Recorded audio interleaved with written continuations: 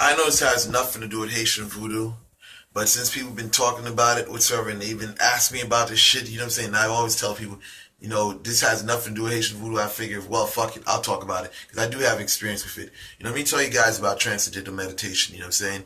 Listen, if you don't have a strong mind, stay away from it, or else you're gonna have a bad trip. You know what I'm saying? Listen, it's not even a bad trip. Let's just say that, well, a trip, wherever you're smoking some hallucinogens, whatever, there's a time frame when that shit will decrease.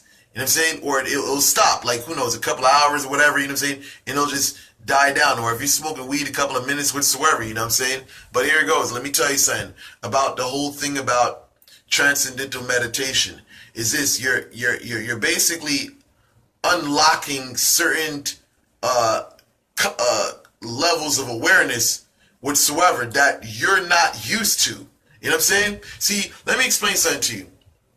For a lot of people that are infatuated with talking about chakras, and I guess they feel like they get brownie points because they can talk about the word chakra or kundalini and shit like that. You know what I'm saying? There's a practicality behind that. See, let me tell you something. For you people out there that's that just want to play around with this thing, when you get seriously involved with that shit, your mind begins to fucking change. You know what I'm saying? Let me explain something to you people, because maybe you don't get it. You know what I'm saying? Let's just say this.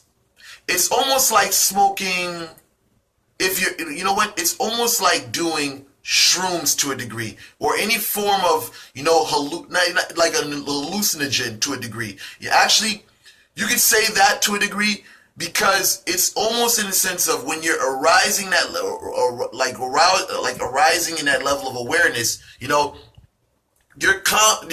awareness of reality, it shifts into like this dreamlike state, where you're almost like, is this real or is this fake? You know what I'm saying? See, you'll end up, if you have a weak mind, you'll say, well, this reality is not real. You'll actually go and jump off a fucking building.